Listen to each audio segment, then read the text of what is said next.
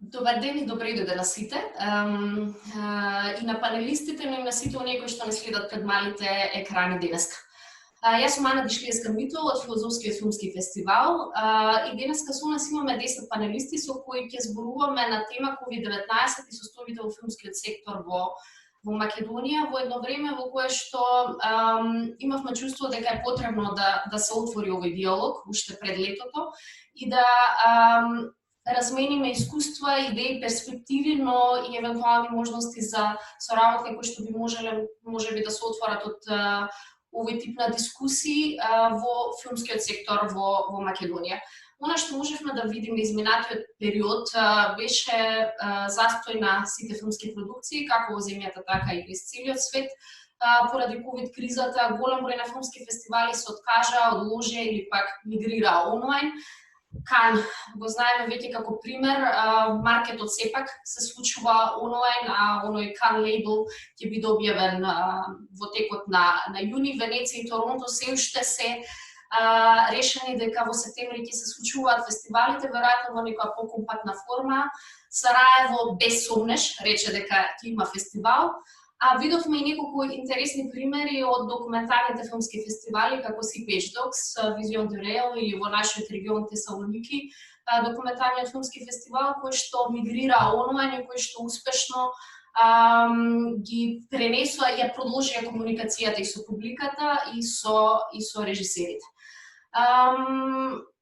Тоа ќе биде дел од темите за кои што ќе зборуваме денеска. Неколку само правила за одржувањето на вебинарот. Вебинарот се случува во 3 делови, во кои што учесниците ќе имаат во првиот дел можност да се представат себе си, нивната институција, како и предизвиците со кои што се соочуваат во моментот. Во вториот дел ќе влеземе во една генерална дискусија за повеќе аспекти од она со кое што се соочуваме во моментот за време на ковид кризата, и во третиот дел публиката, односно оние кои што не следат, може да постават свои прашања преку Q&A прозорецот кој што се наоѓа на дното. Значи слободно поставувајте прашања во текот на целиот разговор и ќе биде убаво ако назначите до кој панелист е упатено прашањето. Без да должиме понатаму, најпрво ќе повикам Анита Стојчевска, представник од Агенцијата за филм, која што е со нас денеска. Анита, како Агенцијата за филм одговори на ковид кризата и последниве два месеци се тоа што ни се случува во овој сектор, и кој е најголемиот предизвик за вас како институција, национална институција која што се грижи за филмскиот сектор во земјата? Здраво, Ана, здраво на сите. Најпрво да ви заблагодарам за поканата на овој вебинар. Интересно е вака сите да се видиме дома, што би се рекло, бидејќи се почесто барем од кај нас ние гледаме да се сконцентрираме малце и на она што се случува надвор во Европа, како сите се справуваат, да си разменуваме искуства со надвор. Меѓутоа, одлична е и оваа можност малце да видиме и внатре како сите заедно, нели, да кој од аспект на филмски автор, кој од аспект на институција се соочуваме со сето ова што нели сите не затекна. Ние како Агенција за филм превземавме неколку мерки и активности и иницијативи во овој контекст. Значи, најпрво, она што го направивме беше веднаш од кога беше ова вонредна состојба, да кажам, објавена, Агенцијата за филм она што го направи беше да се расчистат веќе започнатите работи кои што имавме, да речем, филмски проекти, кои што беа во поодмината фаза на реализација, па најпрво она што се направи беше исплата на овие проекти кои што беа во постпродукција, дел од нив завршени, но се уште чекаат премиера, свое јавно прикажување, долгометражни играни филмови, документарни и кратки, кои што има ангажирани поголем број на екипи, со тоа што дадовме предимство на исплата, односно ги напоменавме кон оние продуценти на кои што им исплативме за филмските проекти, предимство да даваат и приоритет на филмските работници кои што работеле на тие проекти. Значи, ова беше превземена мерка во делот на она што ние го имавме како обврска кон проекти веќе финансирани од наша страна. Потоа, она иницијатива која што заедно ја покренавме со Друштвото на филмски работници, за која што многу сме среќни вчера и денес, односно помина уредба на владата на влада за да се даде еднократна помош за филмските работници, независните филмски работници, кои што редовно работат на филмски проекти, на професионални филмови. Значи, тоа станува збор за, можеби Игор подоцна и подетално ќе го објасни, значи за заедничка иницијатива со Друштвото на филмските работници за исплата за по една просечна плата на независни филмски работници кои што ќе се пријават на овој повик, односно по една просечна плата за месеците април и мај. Значи, ова беше усвоено вчера на седница на влада, така што веќе во периодот кој што ќе следи ќе отпочнеме ние веќе почнавме со работа за ова, но ќе го реализираме како активност. Потоа, она што можам да кажам во моментов за што работиме и она што го спомнавте и вие, Ана, значи голем дел од филмски фестивали кои што беа поддржани од страна на Агенцијата за филм на почетокот на оваа година.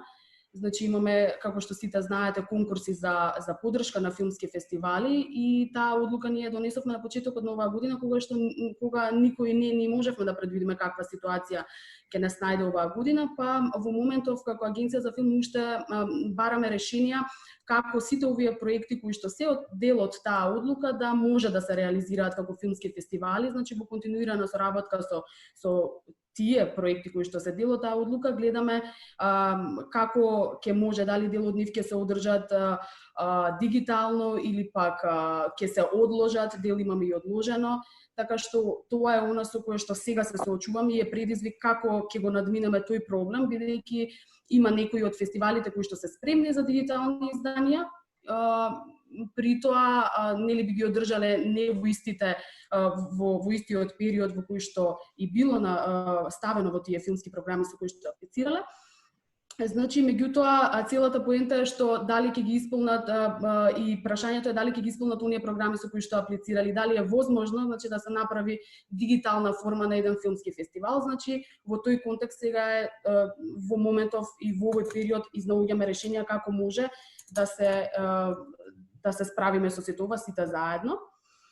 Во однос пак на она што следи, што планираме исто така да го направиме, гледаме дека во Европа се повеќе и повеќе почна, нели, оваа состојба трае веќе 2 и повеќе месеци, меѓутоа мора да се рестартира целата работа, не можеме, нели, во недогледно време да седиме така во еден застој. Значи, нешто што планираме како агенција да го направиме, значи тоа е само размислување сега за сега, е да направиме еден или повеќе прирачници за заштита и мерки при организација на снимање на филмските екипи во нашата земја. Значи, тоа е нешто што размислуваме да направиме, тоа претпоставувам и верувам дека заедно, како што и досега нели соработувавме за многу вакви проекти со Друштвото на филмски работници би направиле, но тоа е само размислување сега за сега, значи може во блиска иднина и тоа да биде. И тоа е сега што можам да кажам од овој аспект во овие 2 месеци на што работиме и што размислуваме еве во блиска иднина да се реализира, така да тоа е она што би можела сега да го кажам во однос на ова прво прашање. Благодарам, Анита. Ќе продолжиме со Игор Иванов Изи, председател на Друштвото на филмските работници, кој што може да ни ја пренесе она перспектива или една генерална диагностика на филмскиот сектор од аспект на председател токму на Друштвото на филмски работници. Игор исто така и во советот на Манаки, но и режисер, верувам дека сите овие перспективи ќе бидат добре дојдени во однос на дискусијата која што ќе ја водиме потоа, но сега токму за тоа би сакала да прашам. Друштвото на филмски работници пред една недела токму го прослави 70-тиот роден ден. И иако работите некако одат по свој пат оваа година со целата оваа голема пауза или овој застој што ни се случува, ниту во земјата, ниту во светот филмските продукции не може да продолжат. Каде се наоѓаме ние во овој момент, Игор? Состојбата е навистина загрижувачка. Од аспект на тоа што се случува внатре во филата. И овие мерки што ги презема Агенцијата за филм во соработка со Друштвото на филмски работници се навистина добре дојдени и се една светла точка во еден темен тунел во кој влезе нашиот сектор. Посебно е проблематично тоа што, за разлика од останатите културни дејности кои се главно поместени во институции, ќе го земам театарот за пример, или можеби операта, балетот, музеите, таму луѓето кои се вработени, значи актерите, техничкиот персонал и така натаму, земаат плата. Значи, оно што им е невозможно и укинато е единствено програмата. Односно, спречени се да одат на работа и да ги реализираат проектите кои биле започнати или биле во план да се прават. Но тие се згрижени.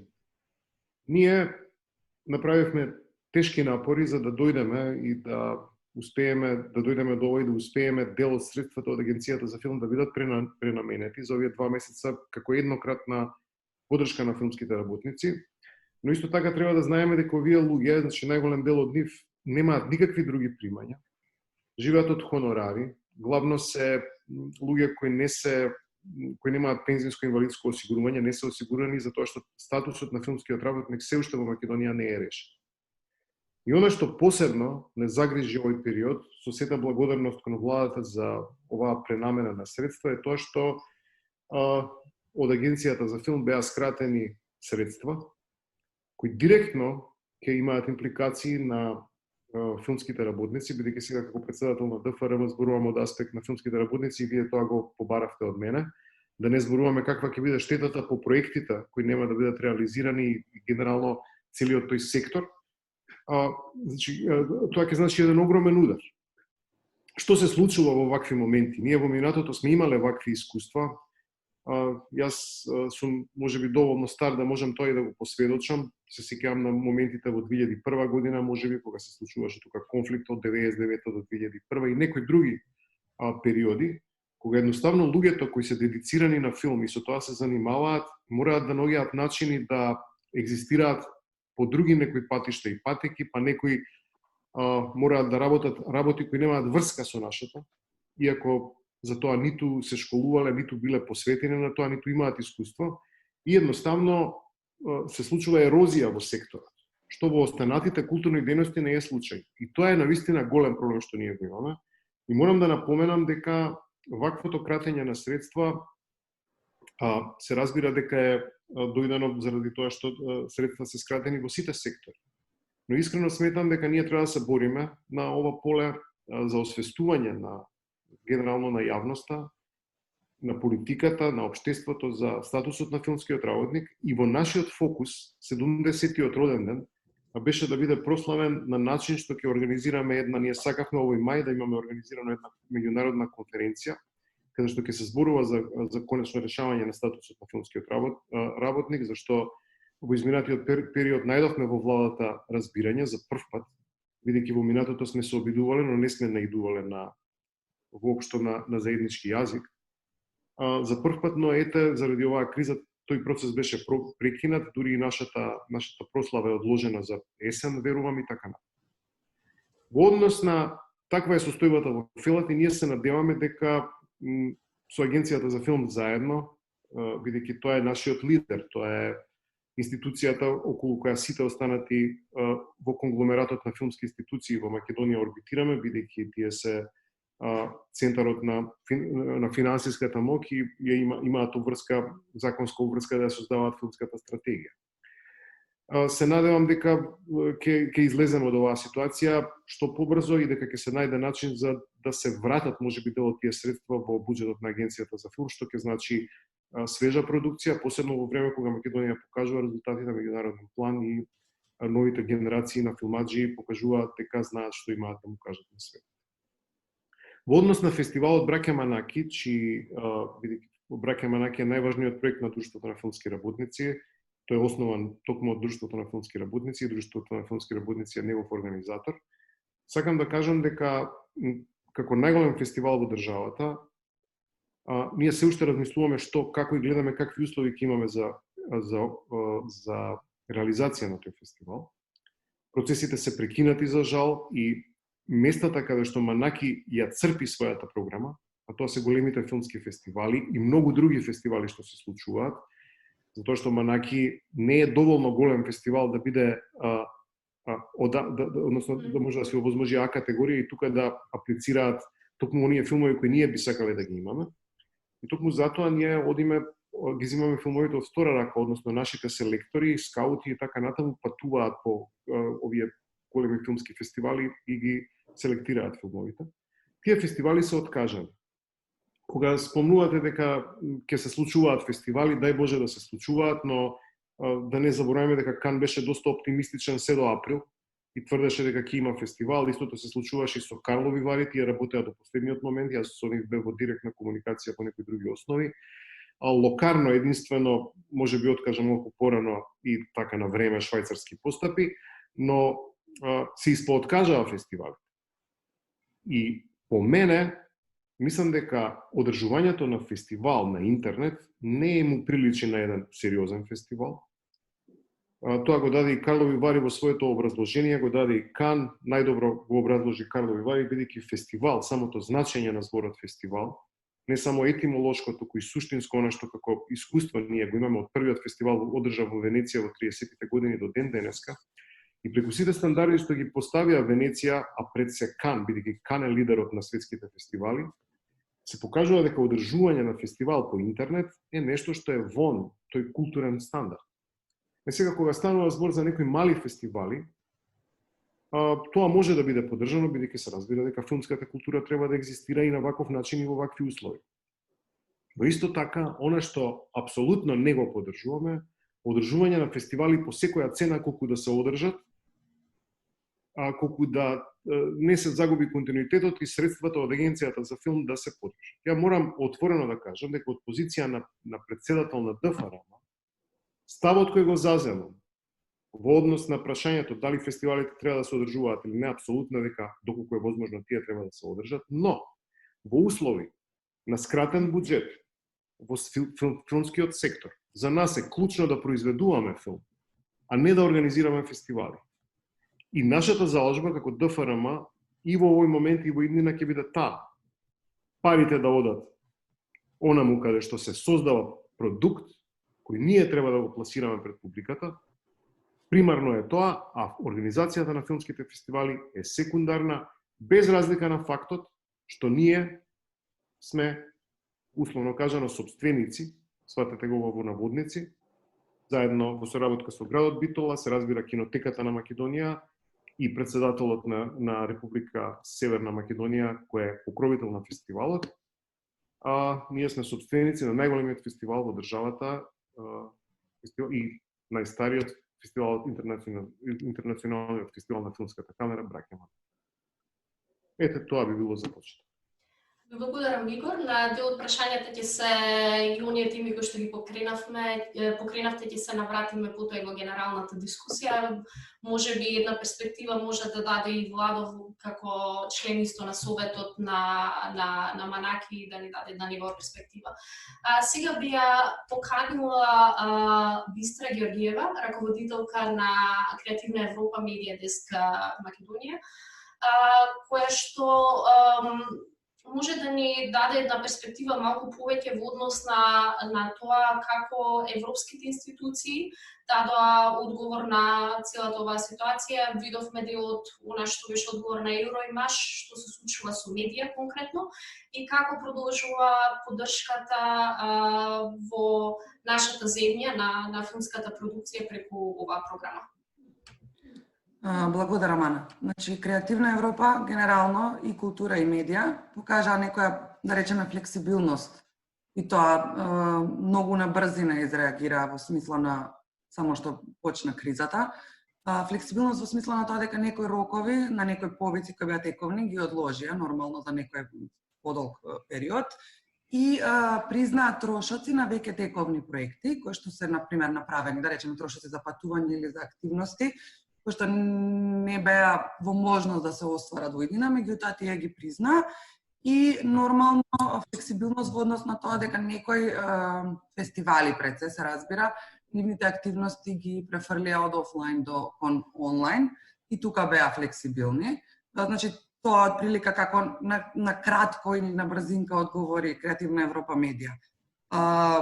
Она што се очекува и не е потврдено, нормално цело време се дискутира како понатаму, се бидејќи најголем број, околу 9000 киносали беа затворени за време на кризата во Европа, се очекува една дополнителна инекција од 5 милиони евра за мрежата на кина Европа Синемас, во која што се членови и нашите киносали, Кинотека, Фросина, Милениум и киното во Битола. Но тоа не е ништо се уште официјално, значи тоа е најавено, меѓутоа не е официјално. И она што би сакала да го кажам, бидејќи ретко имаме прилика вака да се собираме во ваков состав, пред недела дена заврши состанокот на министрите за култура на Европската Унија, на кој што се разговараше за, значи, медија, односно Креативна Европа оди по 7 годишни програми, затоа и многу повици и подршки не претрпеа директна штета, бидејќи тие веќе трошоци се, односно буџетот е веќе предвиден. Меѓутоа 2020 завршува таа 7 годишна програма и треба од 2021 до 2027 да се направи новата програма. И на тој состанок на министрите, кој што неофицијално, значи, се разговараше за нешто што е важно, особено за земја како нашата, и се согласија министрите дека треба многу да се обрне внимание, односно да се земе предвид така наречен level playing field во новата 7-годишна програма. Тоа што значи, можно е целата програма да претрпи различни промени. Особено во повикот за развој на филм, кој што нам како земја ни е многу значаен. Борбата е земјите со низок продукцијски капацитет и со среден продукцијски капацитет да се изборат практично, да може да се балансират, односно да може да бидеме на исто ниво со така наречените голема петорка, големи земји играчи. Порано тоа се воведуваше преку автоматски поени, значи автоматски поени за земјите, и потоа се укина на штета нормално на земјите со низок и среден продукцијски капацитет. И тоа е нешто кое што допрва, значи ќе треба да се решава и можно е нормално да има задоцнувања заради кризата и сето тоа. Меѓутоа се очекува да има некакви промени во новата 7-годишна програма. Тоа е тоа вака на кратко. Дескот работи онлайн представништвото на оваа програма. Нас не ни е многу тешко онлайн и без друго сите повици се преку интернет, така што сите консултации ги вршевме по интернет. Единствено нешто што мораше да откажеме една работилница, односно тренинг за развој на сценарија, да ја одложиме всушност за од септември натака ќе видиме кога ќе биде најприкладно, бидејќи секако е подобро во живо, особено заради тоа што се работеа со ментори од Трансфол кои што е добро да присуствуваат тука. Ете тоа вака се накратко. Благодарам, Бистра. Владимир Ангелов, директор на Кинотеката на Северна Македонија и член на Советот на Манаки. Владо, Кинотеката е веќе затворена 2 месеци од кога почна карантинот во март. Но видовме доста интересни активности кои што се случува и дигитално покрај објавувањето на одбревите на Кинопис во една дигитална верзија како e-книги. Ви имавте соработка и со македонската платформа Cinesphere, каде што направивте една промоција на македонското филмско наследство и во онлайн сферата во овој период. Тука и соработката со нашиот фестивал. Кој беше најголемиот предизвик пред Кинотеката овој период и дали можеби по 2 месеци карантин веќе почнувате да ја лецирате светлината на крајот на тунелот? Здраво на сите. Да, 2 пати бев овако спомнат, односно нашата институција Кинотеката во овој вебинар. Овако нешто ново што е за мене. Во врска со фестивалот во Битола и во врска со European Cinemas. Ана рече дека 2 или 3 месеци не работиме. Можам да кажам дека Кинотеката си работи. На половина овако скратено работно време. Киното не работи. Тоа е овако хендикеп, значи ја имаме укинато работата со странки. Меѓутоа активностите на Кинотеката си продолжуваат во смисла на чување на филмови, реставрација на филмови, реставрацијата се работи во Белград. Го следиме тој процес нормално, овака преку алатките што ни ги нуди интернетот и слично. А она што многу ни фали и во таа насока би се согласил со Изи, е дека тоа што ни фали е киноприкажувањето. Мислам дека не може да се замени киноприкажувањето со овие платформи. Платформите може да бидат некое дополнување, меѓутоа мислам дека киноприкажувањето е основа, а со тоа и фестивалите. И затоа јас планирам, баш денеска разговарав со колегите, веќе од јули месец да продолжиме со некоја киноприкажувачка активност, затоа што лани веќе направивме една проба како би изгледало сето тоа, значи едно киноприкажување на отворено небо. Мислам дека пробата беше доста успешна и планираме да продолжиме од јули месец. Мислам дека дури некој термин овака начално утврдивме на 3 јули, најверојатно петок е, да продолжиме со киноприкажување. Нормално, ќе се придржуваме кон овие мерки кои што нема толку брзо да се тргнат. Значи, меѓутоа мора да се работи нешто и на тој план. Полека да се враќаме во живот. Нема да биде лесно, тешко ќе биде. Тешко ќе биде да се врати публиката. Лани, например, имавме рекорд. 20.000 луѓе дојдоа за кинотека со мала киносала од 136 седишта. Тоа е овакво огромна бројка. 20 година, затоа што е веќе 3 месеци не работиме, немаме шанси да го повториме тој успех во однос на посетеност на кинопредставите. Меѓутоа, ќе мораме полека да се враќаме. И значи прво со проекции на отворено, а потоа со проекции нормално во киносалата. Ми одамна дури аплициравме и за еден грант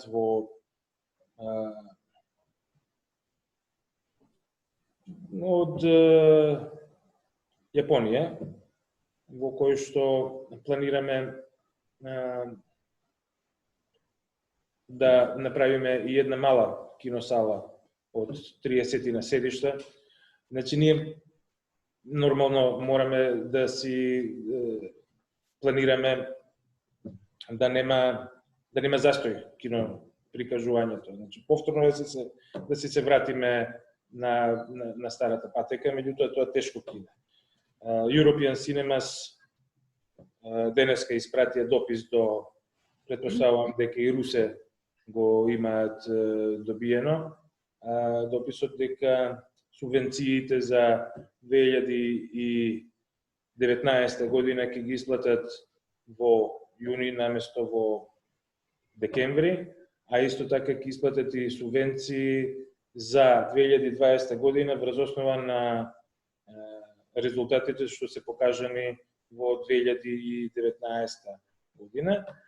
Плюс имаат обезбедено околу 5 милиони евра за кои што допрва ќе распишуваат тендери, односно ќе распишуваат повици разни, каде што ќе може членовите на European Cinemas да аплицираат и евентуално да добијат некои од овие средства. Значи, генерално Европската Унија Бистра, како што кажа, релативно брзо реагираше на кризава со вирусов и мислам дека ќе има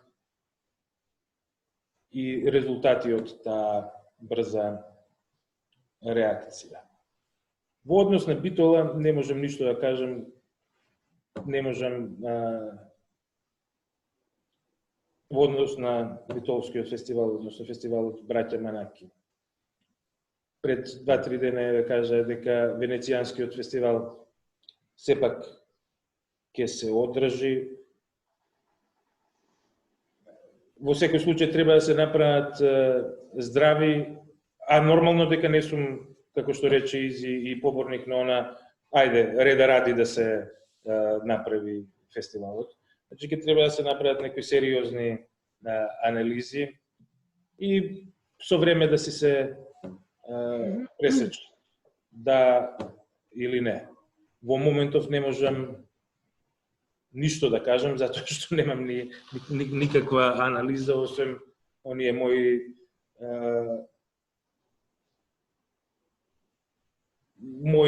интимни размислувања. До сега Советот на фестивалот се нема сретнато, а мислам дека и овакво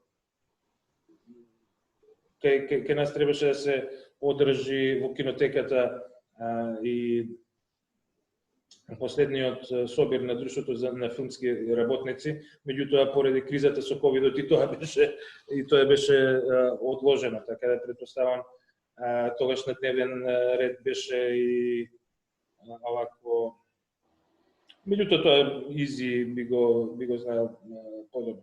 Во секој случај мора да се седне и да се размисли добро што ќе се прави со фестивалот Браќа Манаки. Апсолутно не за веб издание, апсолутно не за колку да се каже значи издание, не може да се иде под она што фестивалот до сега го има понудено. Последниве 40 значи изданија. Не сме да биде под ниедно од тие 40 изданија овој фестивал. Фестивалот секогаш мора да иде во нагорна линија, никако во надолна, без разлика на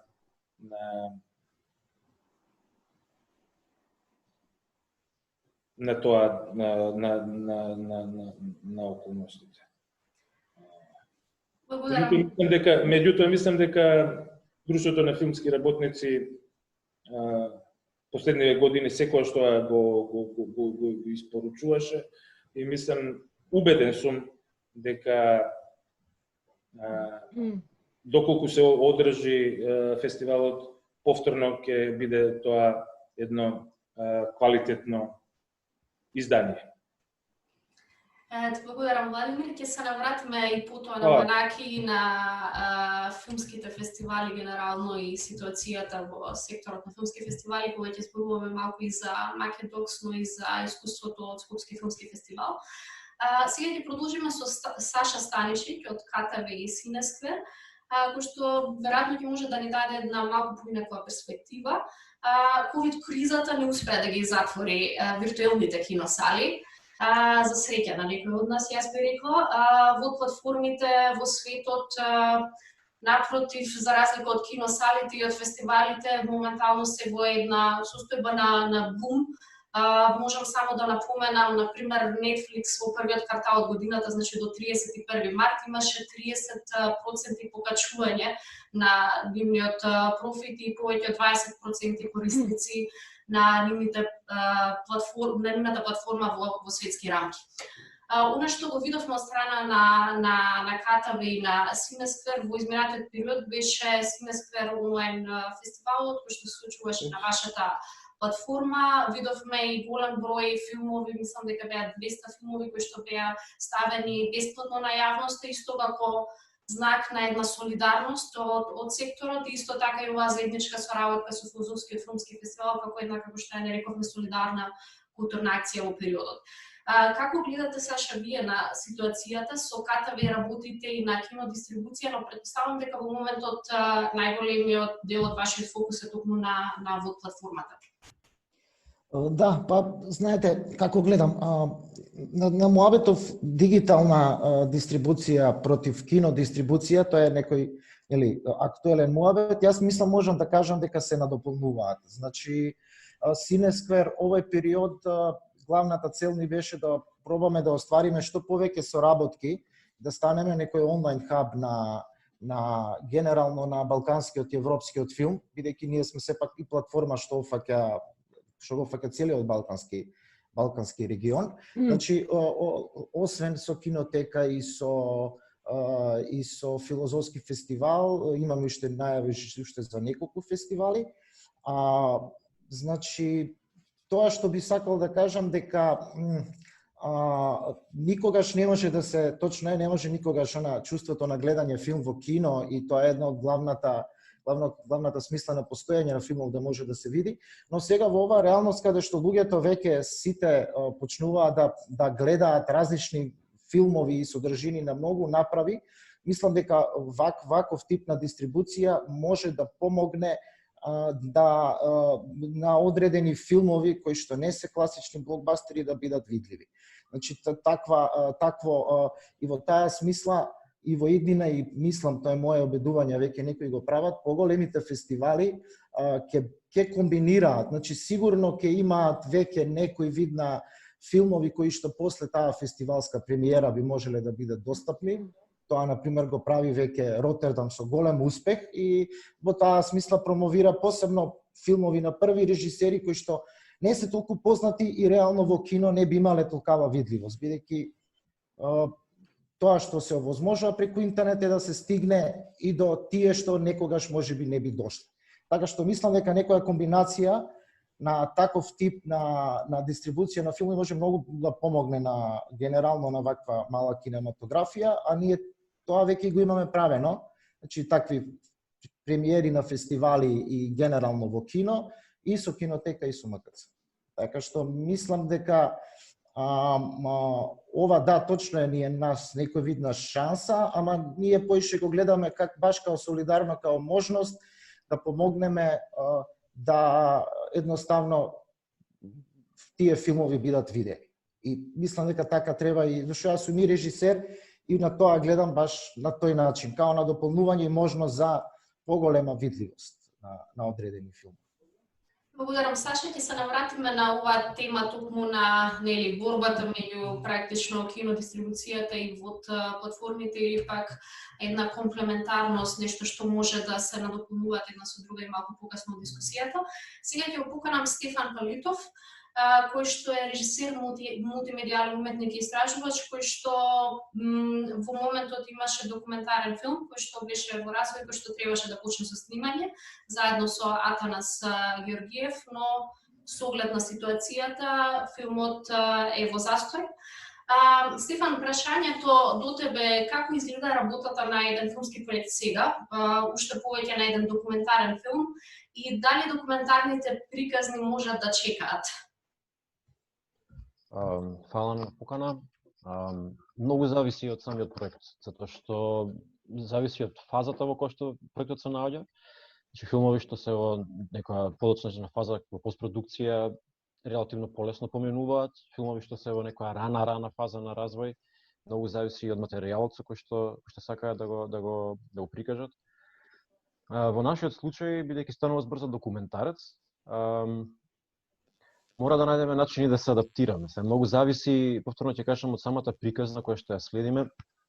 Филмот кој што го развиваме ние е за киборзи, односно за човек некој што му е понудена експериментална операција да стане киборг, бидејќи му недостасува рака, и со тоа да го поврати допирот до раката што му недостасува преку овие нови технологии.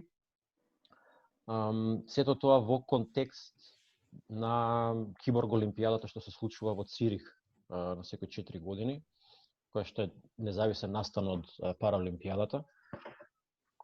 Нашиот проект од една страна да влезе во некаков застој, меѓутоа повеќе во пролонгирана, некако се пролонгира фазите на развој. Затоа што филмот во голема мера беше врзан со самото финале на таа киборг олимпијада, која што требаше да се случи во мај, на 1 и 2 мај, меѓутоа беше пролонгирана, преместена за крајот на септември, што нас не даде па многу повеќе време за да се подготвиме. А од друга страна, нашиот протагонист, таа операција сака да ја планира да подлежи на таа операција после финалето. Што значи дека како што целиот свет застана и работите се поместија за понатаму, така и ние некако следејќи приказната се поместивме за понатаму. Нормално одредени работи се губат од приказната, се модификуваат, тоа е природата на документарниот филм. Посебно кога станува збор за филм што треба да биде сниман во повеќе земји. Значи, наша креативата главна за филмот доаѓа од Македонија.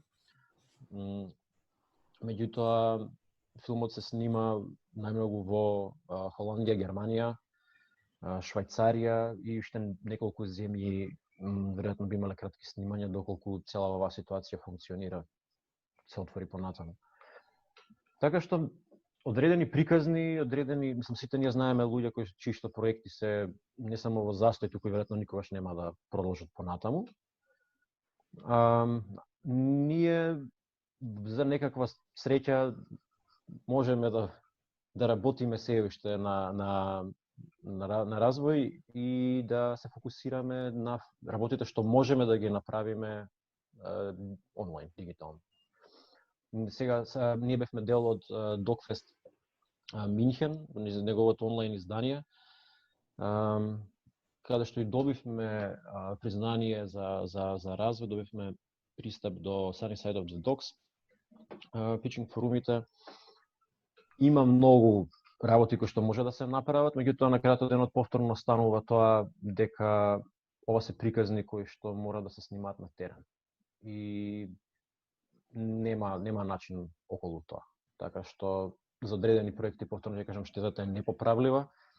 За други проекти нештата се пофлексибилни. Ти благодарам, Стефан. Ќе се надоврзаме сега со Атанас, а потоа ќе се навратиме на Русе. Атанас, ако еден го прекрши правилото, сите ја плаќаат цената. Веројатно не може да е порелевантно од тоа од овој момент.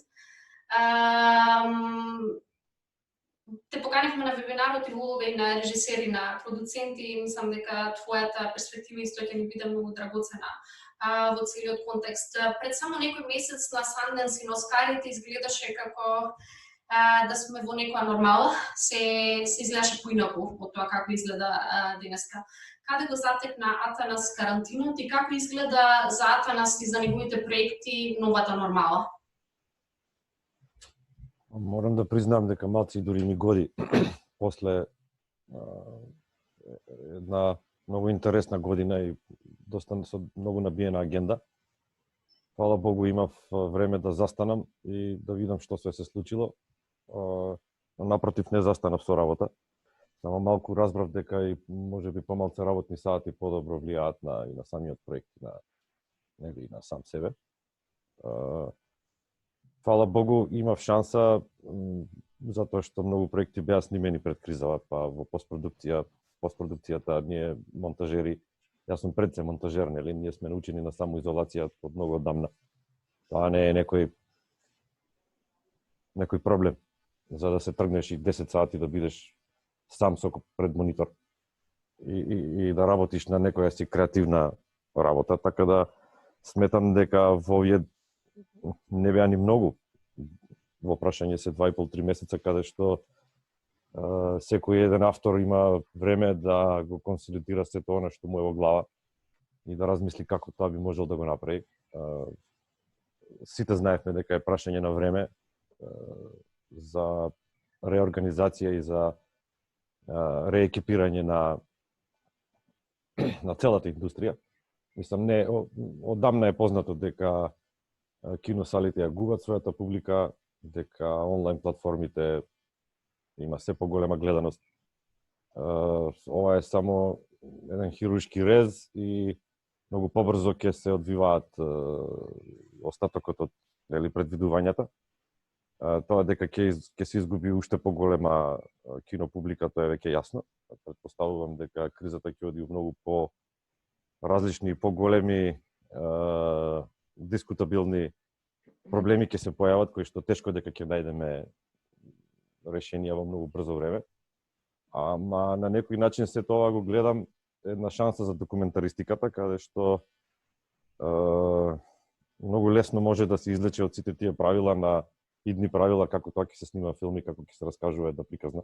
Пред се тоа е најважно, како ќе се раскаже приказната, на кој начин и како ќе дојде до таа публика. Документаристиката има сега шанса затоа што е во подем не само заради новитетот на начинот на раскажување на еден документарен филм, кој што го направи, предпоставувам сега е многу попривлечен за било кој да гледа еден документарен филм. Во однос на фестивалите онлайн би можел да кажам тоа е чиста глупост. Таа публика веќе предпоставувам е изгубена, не знам какви се тие извештаи од Солун или од Док Минхен моментално.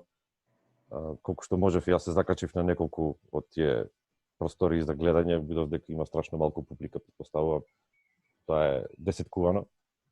Но од друга страна, Netflix и овие платформи кои што нудат онлайн содржина во поготово ваква време кое сите мораат да бидат под дома и кои што често поминуваат пред некаков си екран.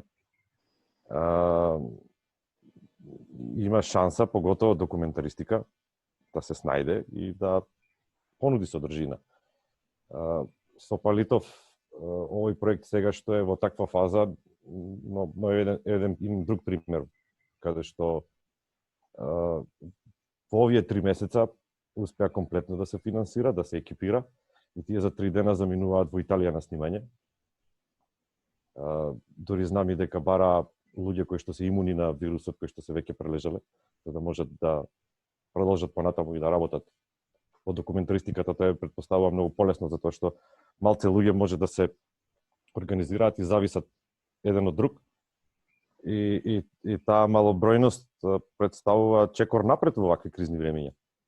Да не заборавиме, тоа се случувало и поназад, но секако и во најкризните времења секогаш се успевало да се направи нешто. Еден автор секогаш ќе има порив за да раскаже нешто, а исто така и публиката е желна да добие нова содржина. Во време на фейк ньюс, каде што има огромна манипулација на секое ниво, документаристиката нуди еден различен поглед на нештата, каде што можат да се толкуваат поангажирано. Предпоставувам дека ќе потрае доволно долго за малци планетава да ја оправиме, затоа што како што можев да видам, планетата здивна од нашите будалаштини и глупави одлуки кои што се носат на дневно политичка основа. Иако е се уште присутно, нели, и онлайн знаеме да направиме многу глупости, но сепак јас ова дури би го предложил да биде еднаш годишно да има 2 месеца локдаун за сите да размислат што направиле во последните 9 месеци. Она што го гледам, поготово кај фелата кај нас, има, ако можеме да ја наречеме фела во една ваква мала земја, мора да се нарече некако, нели? Тоа е овој пат фела. Од секогаш стоела и ќе стои на стаклени нозе и секогаш ќе се базира на поединци кои што толку многу ќе сакаат да ја раскажат својата приказна и нема да бираат начин и материјални средства како тоа да го направат. Секој што се крие за тој пандан дека не може да го изведе заради некакви си причини, онда може би уопште не треба ни да ја прави таа приказна. Со други зборови, ова што сега ни се случува е најавено од многу одамна. Тоест, човештвото секогаш било во некаков си страв од некаква си апокалипса, нели?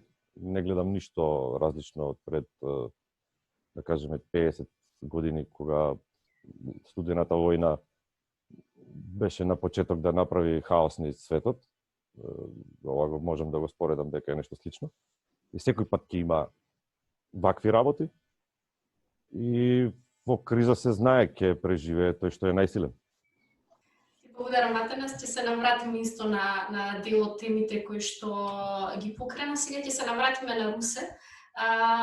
Русе, МКЦ во периодов беше во слична ситуација како и кинотеката, Милениум беше затворен, вашите простори исто така, но предпоставам дека се случуваат доста работи позади сцените.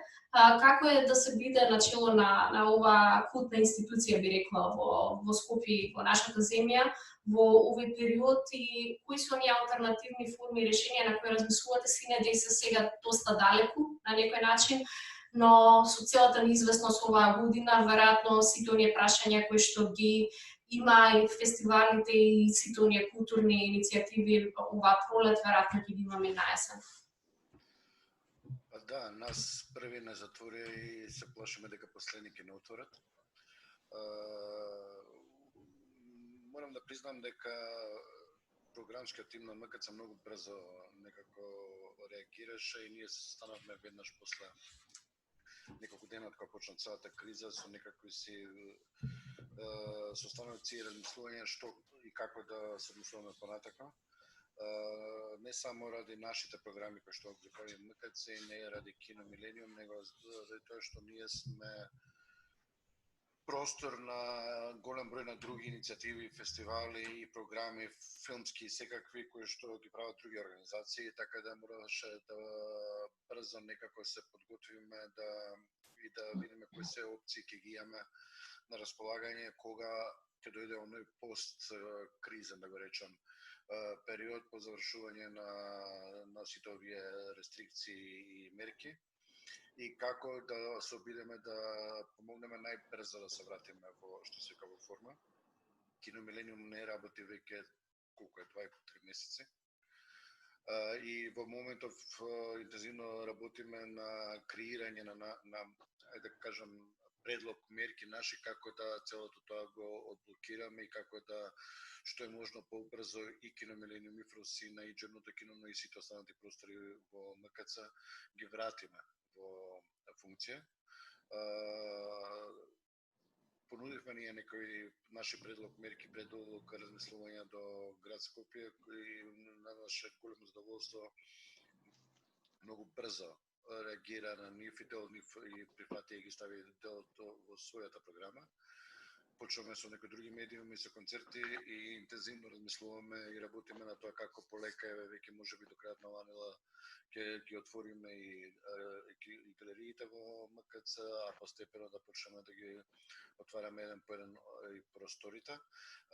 Многу ни е јасно дека преризично е да се преземе одговорност за сите тие луѓе за програми во затворен простор. И токму затоа работиме на што е можно обезбедување на повеќе простори на отворено, каде што ќе може да се случуваат настани као некои многу побезбедни варијанти од работење внатре во сала. Што се однесува до Синидес конкретно фестивалот, не сме поборници на онлайн варијантите, но од друга страна, да, Карниг имаше проблемот што беше во април месец дена по започнување на целото ова луѓе. Ние сме во ноември, така да ако дојдеме во ситуација да треба да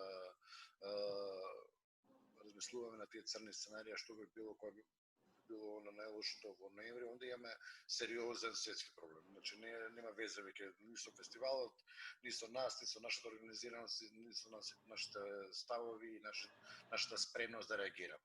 Значи во ноември месец, ако од сега, затоа не сакаме да размислуваме на целото тоа, како и за сите останати наши фестивали. Ние имаме на 27 август музички фестивал голем, кој што се вика Здраво млади, кој што е отворено.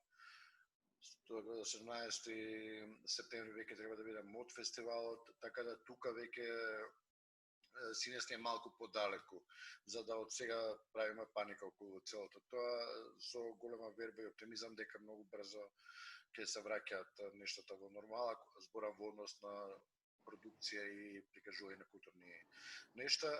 Она кое што го работевме овој период и за кое што и понатака сметаме дека треба да се обидеме да го реализираме, се токму тие кино прикажување во на форма на прикажување на отворено. Значи, ние и претходни минатите 2 години имавме различни форми на кино на отворено од наша страна организирани и токму сметаме дека тоа е можеби некаква си преодна фаза, посебно во овој период кога киното овако ја губи својата публика, почнува да доминираат тие онлайн платформи, но сепак се има своја драж и своја убавина и самото кино и треба да поработиме малку на како целото тоа да го задржиме и да го промовираме и ја учиме публиката и понатака да посетува кинопроекции. Така дека сега сме фокусирани на тој дел, на кино на отворено, искрено, баш вчера разговараме за тоа дека почитувајќи ги оние 3 главни мерки кои што се за продолжување на борба со оваа пандемија, дека Кино Милениум конкретно е прилично голема сала со многу редови и така да сметаме дека со добра и паметна организација може и така како и внатре да се случуваат проекции, со организиран влез, излез, маски и се тоа што е потребно и со голема дистанца и раздалеченост помеѓу самата публика. Сега работиме на тие логистички размислувања и проценки што тоа значи и како персонал пред се да целото тоа биде во ред и она кое што сметаме е дека наша домашна задача е да нудиме предлог мерки и решенија на и таа кризна група што е како сека комисија која што одлучува за сите овие работи, дека стварно не очекуваме дека некоја си канцеларија ќе ги знае сите одговори како побрзо се вратиме во нормала и токму затоа се обидуваме да сработиме предлог варијанти кои што ќе ги понудиме и се надевам да може да ни ги прифатат. За што е можно побрзо враќање на културното живење. Сето тоа ни е многу добро јасно и дека за жал културата секогаш прва финансиски настрадувала во вакви кризни ситуации, но не мислам дека треба толку брзо да се предадеме, него напротив, мислам дека и како треба да се обидеме да се бориме на што е можно повеќе културна понуда и продукција понуда. Благодарам, Брусе. Ќе продолжиме со филмските фестивали. Зборувавме за малку за браќа Манаки, за Синедекс начнавме.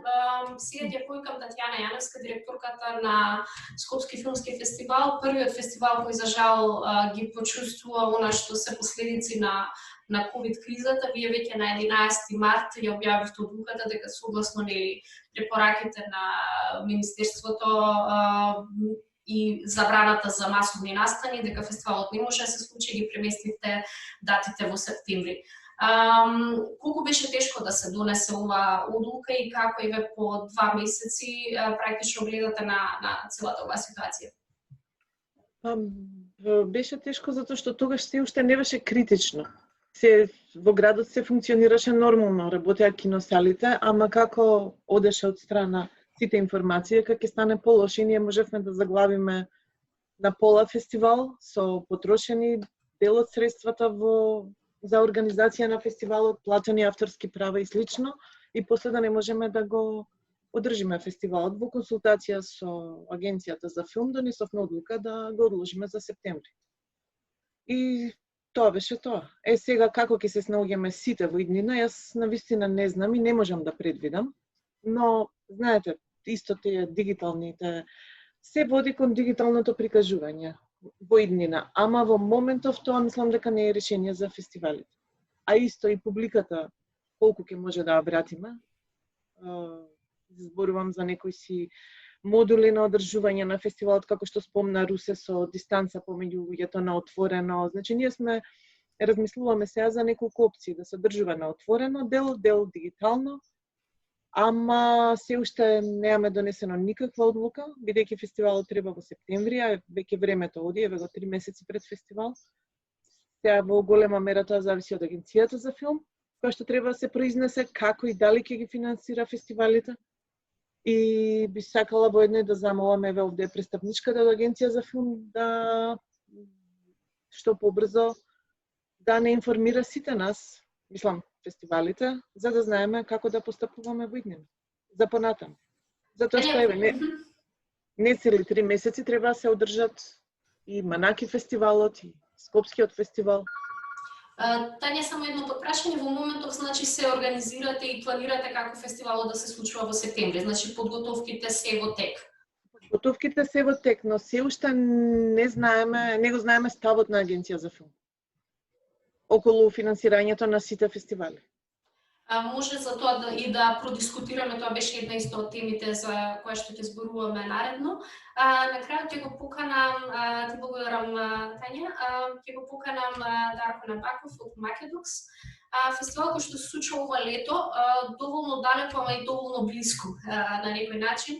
Видовме неколку, како што споменав на почетокот, поголеми документарни филмски фестивали, како Сипеш Докс, кој што се реорганизираа буквално во 6 денови и организира онлайн издание, бидејќи они не беа ниту во ситуација или во можност да избираат, бидејќи имаат и други проекти на кои што работат во текот на годината, имаат уште 2 фестивали.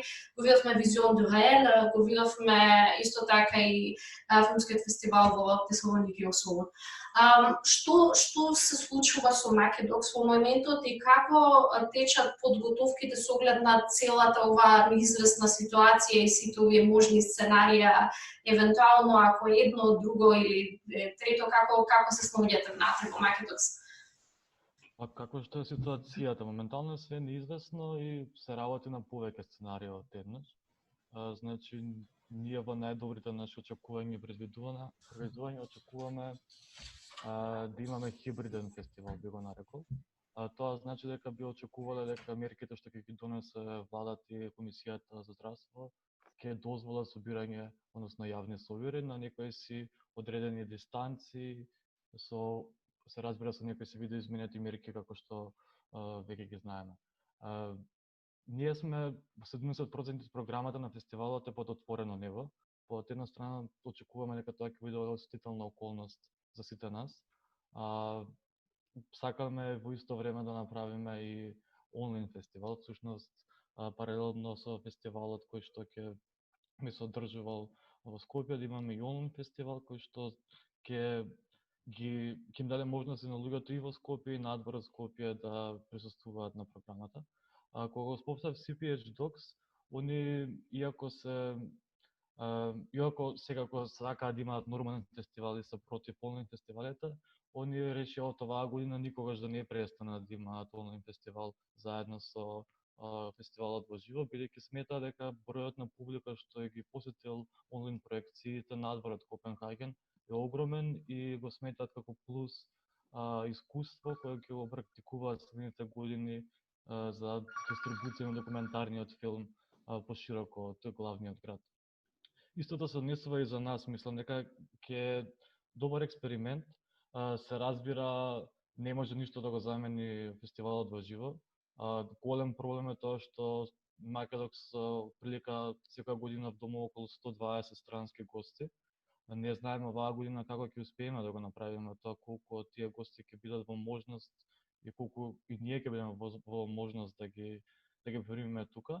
Затоа нашата индустрија програма и целата едукативна програма во однос на работилници, мастер-класови ќе се префрли онлайн. Веќе од следната недела ќе отвориме повик за работилница која ќе помогне токму на филмаџиите да ги завршат своите проекти. Ќе се насочиме повеќе, целата индустрија програма ќе биде на тоа кон насочување на помош на филмските работници да ги завршат своите проекти кои поради корона кризата некако остана и без финанси. Голем дел од работилниците на кои што треба да присуствуваат беа откажани, голем дел од фондовите не ги отворија дополнителните фондови што ги имаат предвидено за оваа година. Така да целата наша индустрија програма ќе биде насочена кон тоа, кон помагање на филмските работници да ги завршат своите проекти. Од друга страна сметам колку и да онлайн фестивалот е чудна форма за сите нас и е нова форма. Сметам дека важноста на фестивалите за едукација на филмската култура и промоција на филмската култура во државата е многу битна и сама продукцијата на филмовите без нејзина промоција не може да се оддели, така да не ја гледам таа одделеност на или ќе правиме само филмови и нема да правиме фестивали во оваа криза. Мора да најдеме начин некако заеднички да функционираме, бидејќи тие филмови, готови продукти мора да бидат некаде после тоа прикажани. Исто сакам да напоменам дека на нашите фестивали во државата работат голем број на луѓе хонорарци кои работат во целиот независен културен сектор. И тие луѓе исто така останаа на милост и немилост во оваа криза. Голем дел од нив зависат само од хонорари кои се базирани врз организација на културни наставни иницијативи, ивенти. Така да мора да размислуваме солидарно во однос на све за да го излечиме најдоброто за сите нас.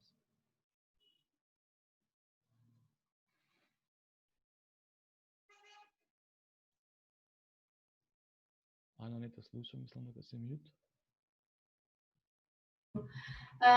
Ти благодарам, Дарко.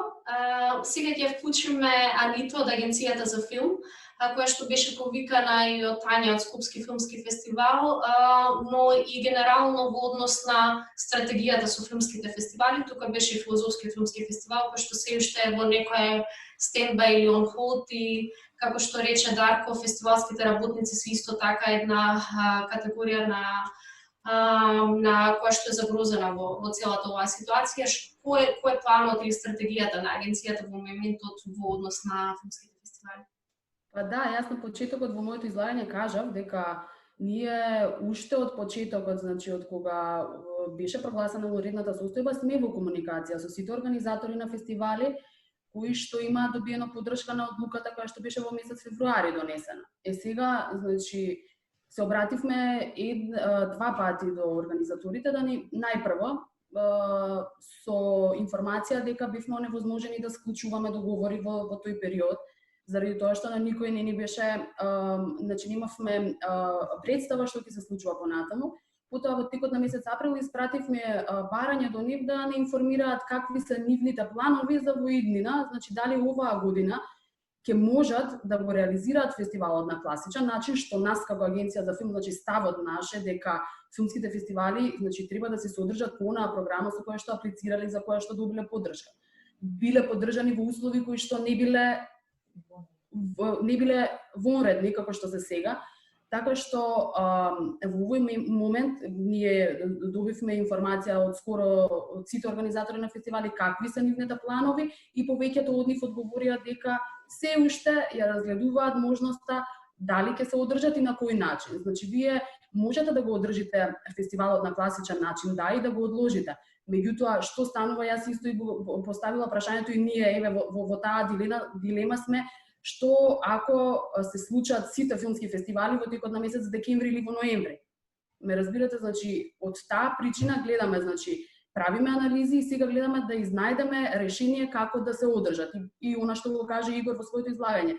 Значи што ќе биде ако сите оние фестивали кои што сме ги поддржале сега си донесат програми за дигитално издание, а при тоа не соодветствува тоа издание на таа програма со која што ја поднеле. Така што ова е обострано, треба значи да и оние кои што добиле поддршка од нас да дојдат со некаков конкретен предлог каква е нивната замисла и дали можат да го реализираат фестивалот до крајот на годината, па така и ние заедно значи да најдеме одредено решение. Во моментов од она што го имаме како одговор од организаторите на фестивалите, изнаоѓаме решенија како би можеле правно и тоа да се реши, бидејќи јас имаме сега малку ние и административен проблем, како што кажа, во периодот кога се одобриле тие проекти имало различни услови од овие кои што се сега створени. Така што така би одговорила на Татјана, ако тие веќе се во подготовка на фестивалот, тогаш можеби досега би требало да не информираат со конкретни нивни предлози и идеи како планираат тоа издание кое што го планираат во септември да го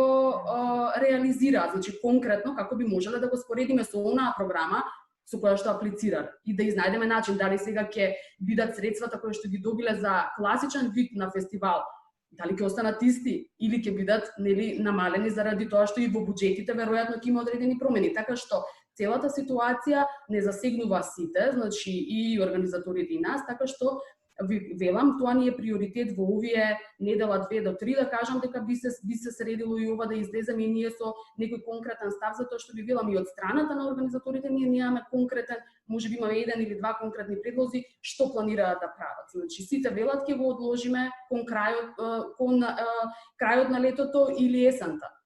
Меѓутоа, дали 10 или 15 фестивали има смисла да се одржат на класичен тип сите во месец ноември, декември или пак октомври. Мислам, тоа е она што можам да го... Ви благодарам.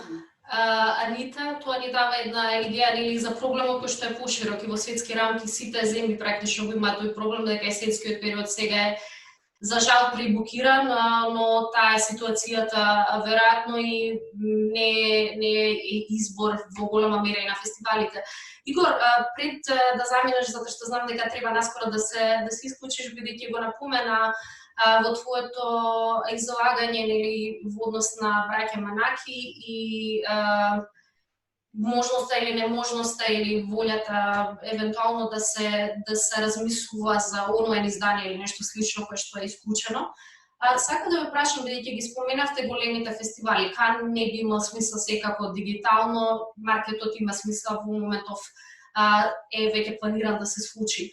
Кој е вашето размислување за она иницијатива We Are One, a Global Film Festival, глобалниот филмски фестивал, за кој што стојат сите најголеми А категорија фестивали, кој што за чудо ќе се случува на YouTube и ќе се случува на крајот на овој месец, почетокот на наредниот, и во кој се и Кан, и Венеција, и Торонто, и огромен број и Санденс е тука, огромен број на други фестивали од А категорија кои што се решија на еден ваков начин да дадат свој придонес и во ова време, без разлика на тоа дали ќе може програмите да се случат физички или не. Со Кан знаеме дека не може тоа да се случи, но Венеција и Торонто се уште планираат да се случи фестивалот исто и Сараево.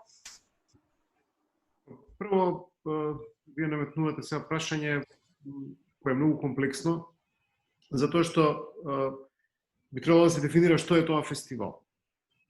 Се зборуваше претходно, и Атанас имаше добро излагање на таа тема за падот на гледаноста, на киногледаноста, која е континуирана цело време, од појавата на ВХС касетата, односно од појавата на телевизијата, можеби уште во 60-тите години, започнува тој тренд и тој страв, иако си има пикови филмот, е неприкосновен, за среќа.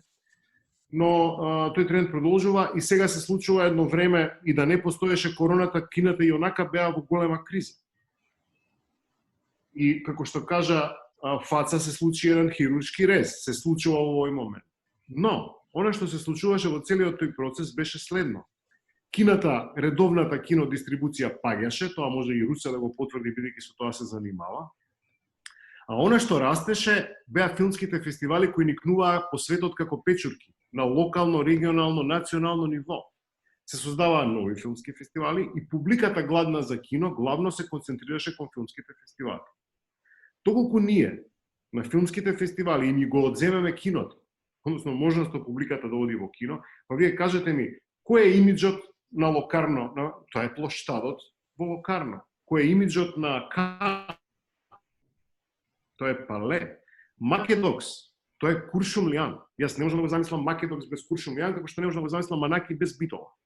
Ние се наоѓаме во една вонредна состојба и сметам дека треба да постапиме правилно, а треба да бидеме исто така паметни да го гледаме примерот на нашите постари браќа и поголеми браќа и сестри, тоа се фестивалите, светските филмски фестивали, како тие постапуваат.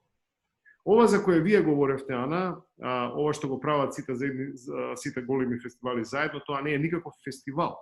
Тие не се обединуваат во единствен фестивал, тие само прават една иницијатива. We are the world, да речеме, еден вид на филмски, како се вика тоа, Live Aid.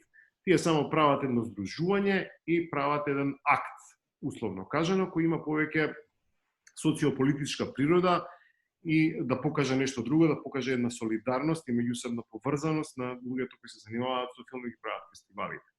Тие не ги лиферуваат собствените програми на ова за кое вие говорите. И исто така, кога зборуваме за филмски фестивали, сакам да бидеме свесни за една работа. Има терминот филмски фестивал, го користиме често по разни ивенти. Но тоа е големо прашање што е, а што не е фестивал. Не можам да кажам дека нешто не е фестивал. Но не секоја ревија и прикажување на филмови организирано може да се нарече фестивал. Ние можеме да го крстиме фестивал на убавото време или фестивал на не знам што. Но фестивал подразбира многу повеќе од прикажување на филм.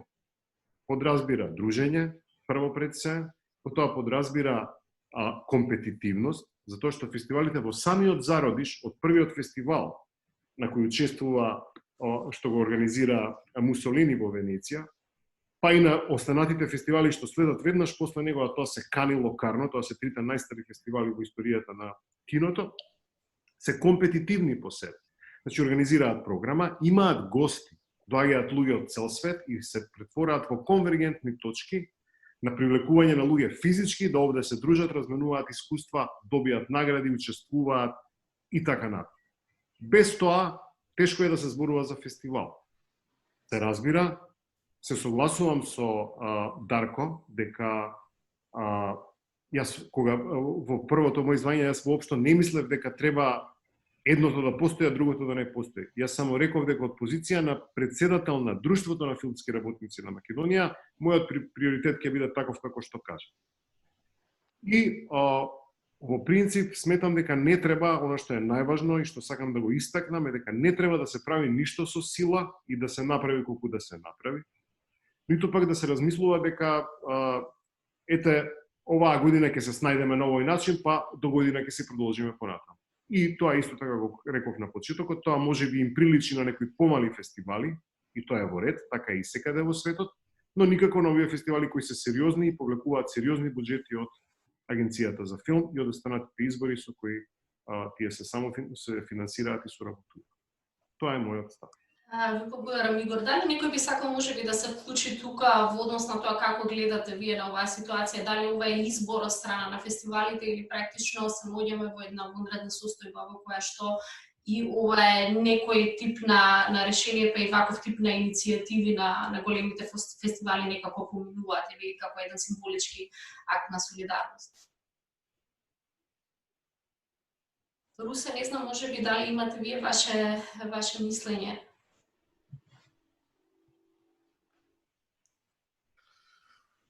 Добро, ја кажа во принцип, значи се согласувам ја со Изи и за неговиот став и од позиција на председател на Друштво на филмски работници, дека секако дека луѓето кои што го работат филмот ни се во моментот можеби најбитни, како што и на МКЦ му беше во своите точки што ги предлагаше, најбитни луѓето кои што гравитираат околу МКЦ и кои што прават програми овдека, да го понудиме тој солидарен момент да помогнеме сега кога е најпотребно на сите кои што ќе останат овој период без работа. Но, од друга страна, не знам, го чувствам како наша домашна задача, дека не треба тек така лесно да се откажеме ниту од класичното киноприкажување, уште промоција од фестивалите. Све се согласувам со Изи што представува еден фестивал и како треба да изгледа еден фестивал.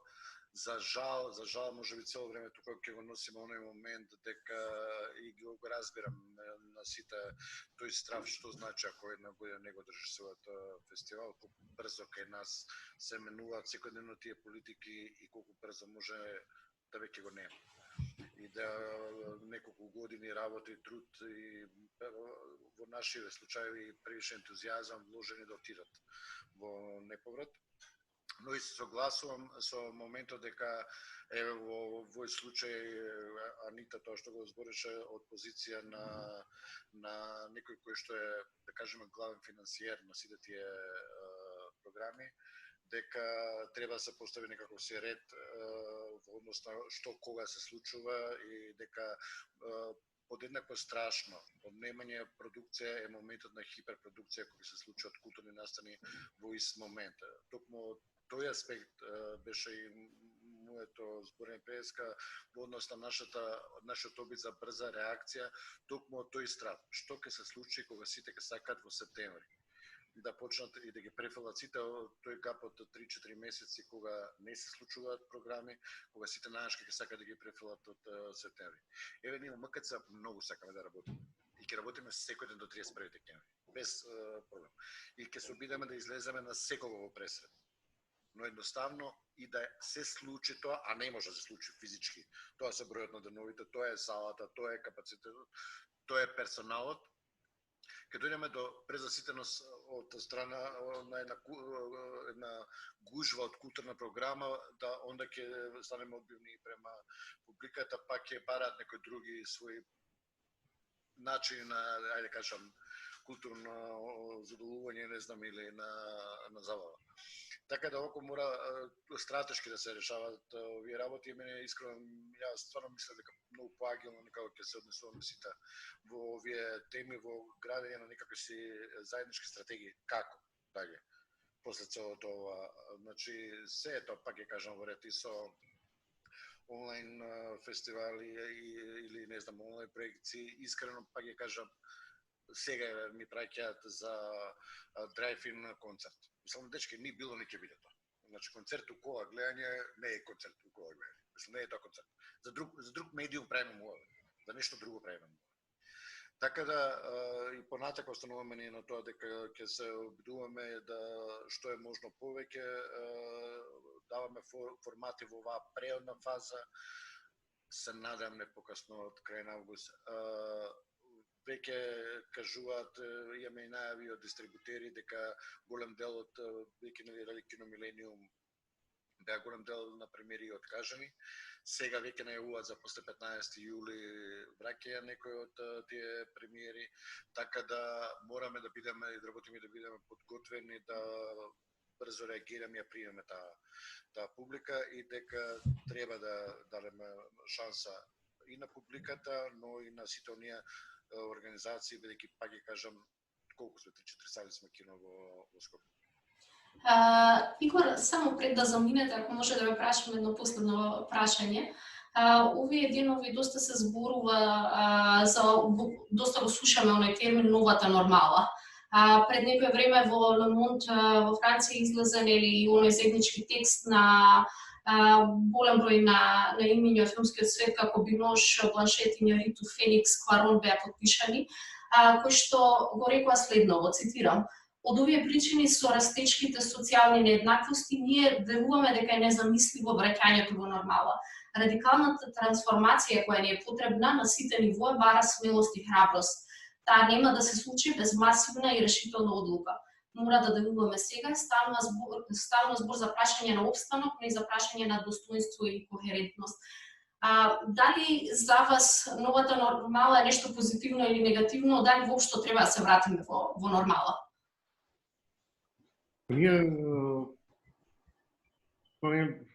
Тоа воопшто не е прашање што може да се одговори вака кратко и може би вие наметнувате тема за една сосема нова дебата која е надвор од оваа. Но сметам дека тешко дека ќе се вратиме во она што досега го живеевме. На различни нивоа. Мислам дека многу од професиите кои доскоро постоја можеби ќе бидат укинати, бидејќи токму оние кои значи работодавците, бизнисмените и тие кои го држат и хендлаат капиталот, сваќаат дека можеби не им требаат. Исто така, тие сите сега научија низ вака чиста емпириска процедура дека не им требаат можеби 12 работени во нивната мала компанија, дека со 4 ќе завршат сосема добра работа, но овие 8 воопшто не треба да им плаќаат работен простор, тоалет, хартија, кафе и така натаму, и тоа може тие да го работат дома. И во таа смисла светот многу ќе се промени. Ќе има сигурно и отпуштања и ќе има економски редефинирање. Што ќе се случи ќе видиме. Јас верувам дека кај нас работите некако имам чувство дека добро поминавме. Мислам дека можеше да биде се тоа многу полошо. Зборувам сега од оној здравствен аспект. Народов изненадувачки за мене се покажа многу кроток, тоа Македонишец уштен дете имав прилика да го видам сега во живо, колку кроток народ дека е овој народ и дека воопшто постои, не ми беше баш јасно. Од друга страна сум крајно благодарен на овој народ за тоа што навистина покажа една свест. Тука зборувам за кога велам народ, мислам на сите, на албанци, македонци и сите кои живееме овде заедно. Кога ме прашувате за ова на глобално ниво и таа некоја нова нормала, не сакам да верувам во се што е условно кажано во наводници напукано, како што е изјавата на Жулиет Бинош. И мислам дека треба да се надеваме во една, дека светот ќе се врати во една нормала, во една нова нормала, која е многу блиска на оно што го живеевме, имајќи ги предвид сите искуства и сите предизвици кои не очекува. Оптимист сум и сметам дека некако можеби ова ќе го заборавиме за некое време, за еден релативно краток период, а дека нееднаквоста во светот е фактор кој сите не загрижува, затоа што капитализмот пред нашите очи доживува вртоглави пикови и врвови, и ова е време, дефинитивно времето на империализам за кој пишуваше и Маркс. Значи, очекувате дека и во филмскиот сектор веројатно ќе се врати некоја нормала, можеби до крајот на годинава или... Па ќе се врати нормала, можеби, но Netflix изеде многу од тоа што може да се изеде од пазарот. Тој ќе продолжи да јаде, ќе се отворат и нови такви, дефинитивно дигиталната ера удира силно и таа нема милост кон се она што се нарекува конвенционално пренесување на уметноста, а во тој контекст и филмот, и тука ќе има една голема борба која секако ќе биде изгубена, како што се изгубени сите борби низ историјата претходно кога настануваат вакви периоди. Кога велам изгубена, не мислам дека е тоа нешто страшно и негативно, туку едноставно ние сме генерација која треба таа транзиција да ја изнесе на своите плеки. И за тоа треба да бидеме свесни, одговорни и да создаваме филмови кои ќе бидат соодветни на она кое предстои. Благодарам многу, Игор, за одвоеното време и за вашето присуство. И другари, фала ви на сите, се гледаме скоро. Чао! Пријатно. Ние продолжуваме со уште неколку блиц прашања. Во исто време, доколку некој од публиката има своје прашање, слободно можете да го поставите во моментот. Оно што сакав да ги прашам Стефан, Атанас и веројатно Дарко, дали можеби документарните филмови, ти ги видовме овие филмски фестивали кои што функционираат на некој начин во овој онлайн контекст, успеа на некој начин веројатно да анимираат и некој фестивалски живот, сакале или не келе, ама мора да се реорганизираат и да бидат креативни веројатно на некој поинакви начини што сме замислувале. Дали можеби документарниот филм како таков е можеби поподатлив или помалку трпи кога е дел од едни вакви иницијативи? Кој сака да почне може да... Така? Не сум согласен, не мислам дека повеќе трпи, мислам дека потешко се наоѓа на торент. Тоа е разликата. Како што напоменав, разговаравме со повеќе фестивали во изминатиот период од страна Македокс, GPH Docs, Минкен сега само што помина, Барселона е стартува како наш партнер. Сите имаме проблем со префрлање на онлайн на самиот фестивал, да, тоа се разбира, не е тој фестивал на кој што сите ние сме научени, но од друга страна сите некако треба да гледаме од една страна на тоа како некој си предизвик, каде што таа онлайн дистрибуција на документарниот филм можеби ќе заземе поголем замав. Јата не спомена на почетокот дека документарците успешно пробуваат се повеќе да се пласираат на Netflix, така да документарниот филм сигурно го зема својот замав. Треба да ги најдеме новите начини и форми како тоа ќе се направи. Јако класичниот фестивал е една од најубавите форми според мене и најлесна за комуникација и соработка со сите. Моментов само сакам тоа да го додам, вие неодамна беше кога ја објавивте новата мрежа нели на документаристика и таа е некој начин на една солидарна соработка, претпоставувам во овој период. Да, токму така на оваа мрежа работиме повеќе од 6 месеци. Извинете, ама во Чарчија не канцеларијата. Работиме повеќе од 6 месеци, токму денеска сега се објави последниот прес-релиз од страна на Барселона. Замислена е како соработка помеѓу овие 4 фестивали на почетокот, каде што ќе треба да се земаат по 2 филмови од програмите на фестивалите кои ќе патуваат во текот на годината низ овие 4 фестивала и како голем дел на експерти од овие области, режисери ќе бидат застапени на маркетите на фестивалите и на самите менторски работилници, ќе бидат дел од водењето на Q&A. Има уште многу работи што полека ќе ги откриваме. Нашиот прв фестивал со кој што ќе започнеме официјално оваа мрежа е FIFA Docs во јануари. Само ќе бидеме некоја мала најава на овогодишното издание на Docs.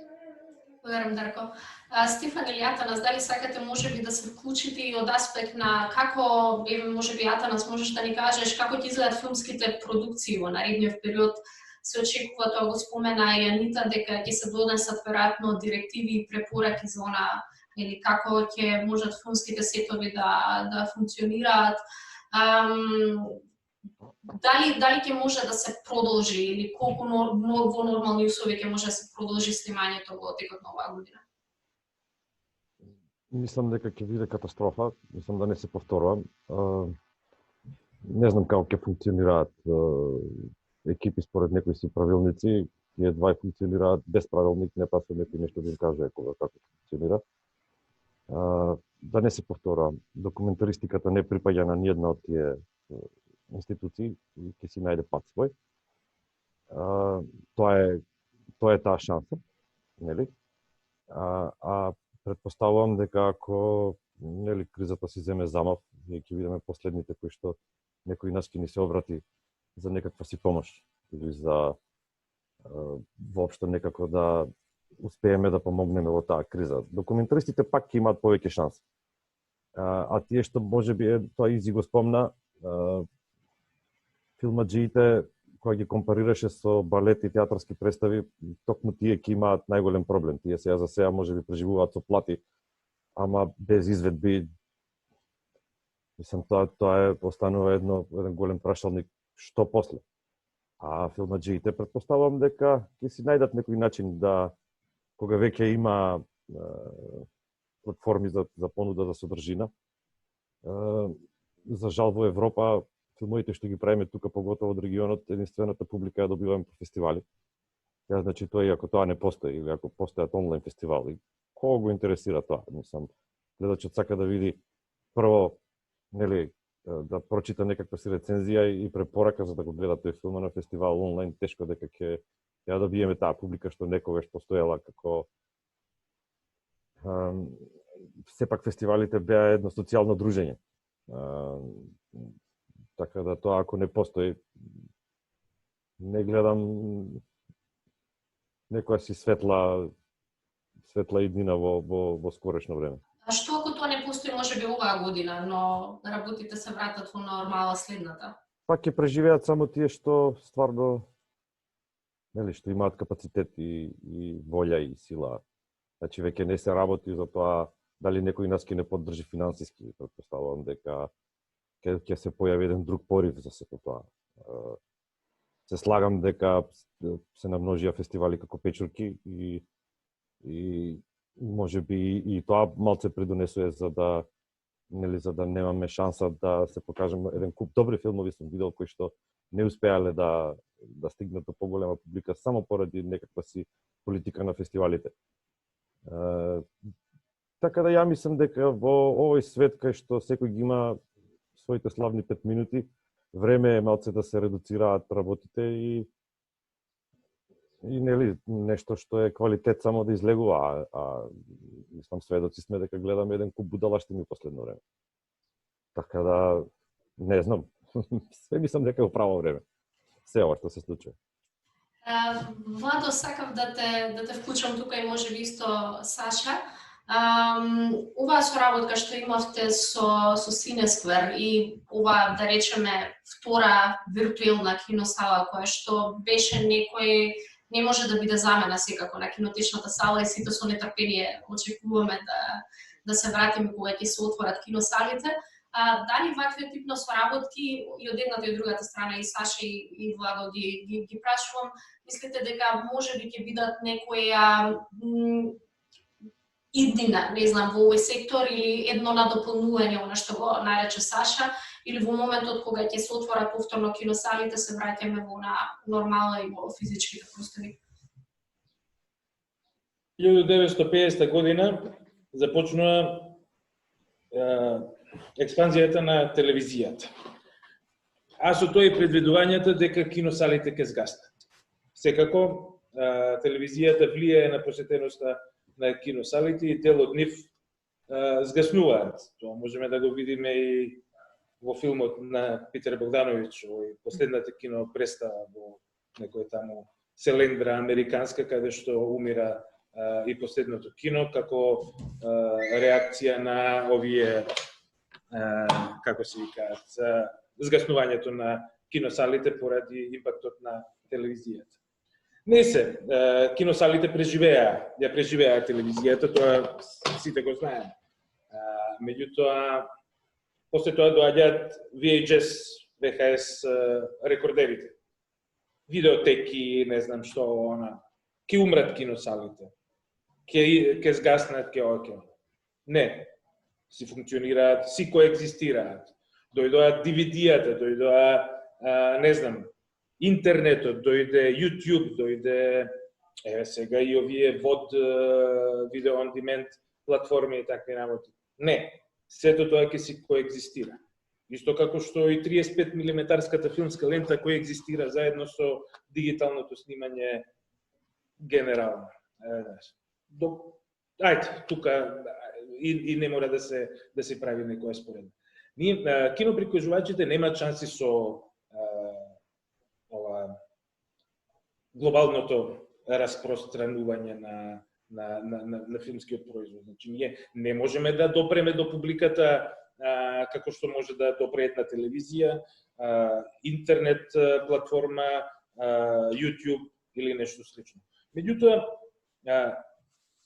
не мислам дека киното ќе умре. Напротив. Значи, и печатниците постојат и после интернет. Значи, сето тоа ќе коегзистира и ќе се збогатува и ќе се надградува едно врз друго.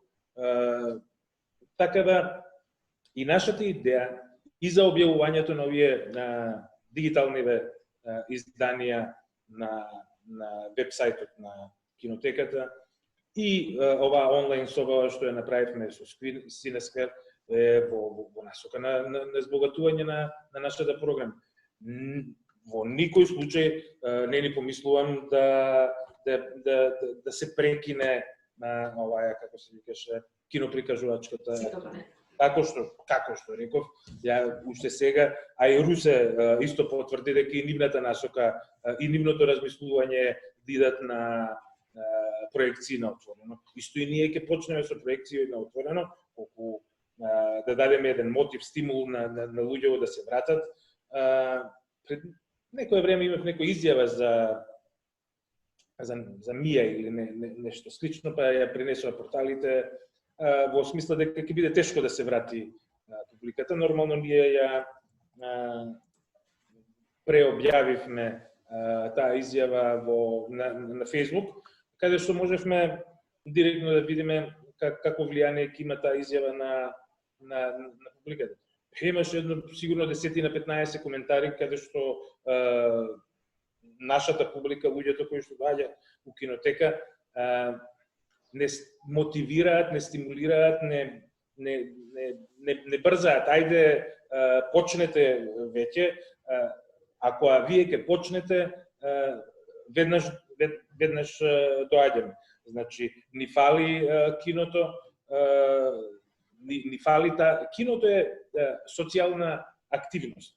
Не е тоа во кино не се иде само за да се гледа филм. Си иде за друштво, си иде дечко, девојка да изнесеш, си иде муабет да направиш со човек. Што ќе правиш муабет овака виртуелно? Со кого ќе правиш виртуелно? Овака можеме да правиме виртуелно муабет. Многу како се вика, политички коректно. Значи, не можеме да се мешаме. Еве и ова дискусија не е дискусија ова. Ние не можеме да се мешаме еден во друг на муабет, не можеме да се скараме, не можеме да се закачиме, не можеме од кај знам да ги спротивставиме ставовите. Мене тоа ми мене ми е неприродно. Значи се гледаме окей, ама премногу сме некако полајт као за се знаеме сите. Бистре ја гледам нешто. Ми се смешка. Веќе имаме уште 5 минути и треба да завршиме, веќе го пробивме терминот. Така да ќе се врати киното, ќе биде тешко, нема да биде лесно. Значи ако може да има јавни собири у автобус, дупла двојка, 500 луѓе унутра влегле и врти од автокоманда до Сарај, па зашто не може едно кино да работи? А јас знам, значи јас сум од оние луѓе што многу брзо се разболуваат. Влезам у кино, излегувам со шмркав нос и слични работи. А некој ми кива од позади, знам дека утре дента ќе кренам температура. Ладо, сега за да направиме дискусија ќе те прекинам малку увека, бидејќи имаме уште 5 минути и треба да завршиме. Саша, само го повикувам тука, бидејќи не го споменавме претходно и ќе ви дадам на сите многу краток збор за одевна, ако сакате нешто плюс да дополните или да кажете што не успеавте да кажете досега. Генерално да, јас се слагам и со Владо и со Фаца и со тие муабетиве дека нели не може ништо да го замени тоа реално гледање и фестивали и проекции, ама од друга страна нели сега живееме у таква реалност каде што веќе луѓето видео содржини гледаат на 100 различни начини и сакале ни или не сакале као филмаџи и филмски режисери, веќе проекција као проекција почнува да го губи приматот во поглед на гледаност, ама сепак ќе остане неприкосновено бидејќи чувството као такво за гледање во филм има нешто што не може да се замени.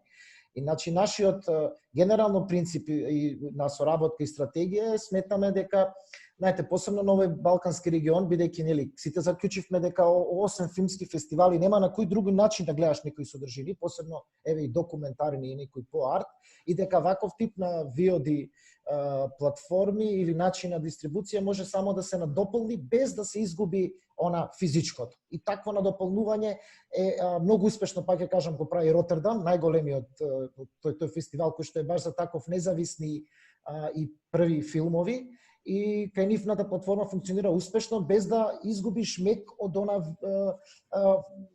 фестивалот. И затоа мислам дека тоа може да биде во иднина каде што ќе се надополнува. Бидејќи за почеток на почеток ќе постои се уште страф на луѓето да доаѓаат во живо и се уште тоа мислам дека нема одеднашка, мислам дека нема одеднашка доаѓање, него ќе дојде постепено. Тоа зголемување на публиката, а ќе се врати секако. Благодарам, Саша. Значи, оставам простор сега на сите, како завршен збор, буквално половина минута. Ако сакате да рефлектирате чисто накратко на дали треба да се вратиме во нормала, значи да се зборуваме на филмскиот сектор или не, или доколку имате нешто последно, како последна порака или збор што не успеавме да го покриеме. Може ли да почнеме со Дарко?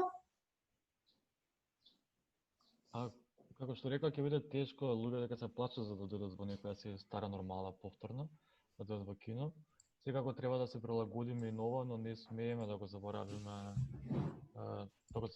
класичниот начин на проекција на филмови.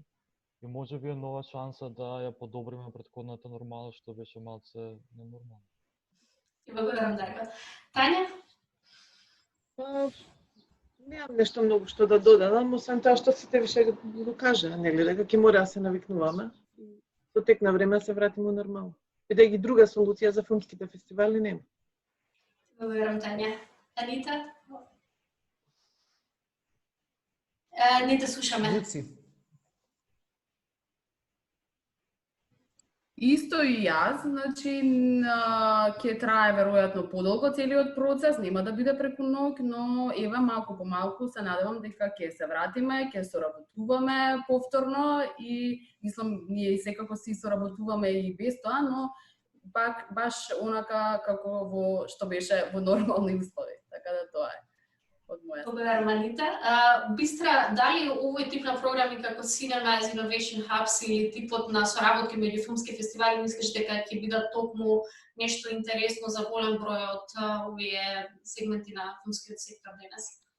Јас сум оптимист во една конзервативна смисла, односно цело време зборуваме за фестивали, се разбира, меѓутоа мислам дека за нашата земја во иднина публиката се создава и се негува и преку кината, малите кина, артхаус синема, нешто што се надевам дека Креативна Европа медија допрва ќе дава поддршка покрај тоа што едниот пол е поддршка за VOD платформите, дека другиот пол ќе биде токму овие артхаус синема, на што мислам низ целата земја дека треба да се расшират и мислам дека некој треба сериозно да почне да се бави со тоа, особено по малите градови и места, и за жал тоа беше една од стратегиите на Дескот оваа година, да најде некаков заедничка соработка со општините и да покрене некои такви иницијативи, меѓутоа заради сето ова тоа секако ќе се одложи за понатаму и мислам дека не треба да ги забораваме малите кина низ земјата, каде што се многу важни за создавање на публика и не верувам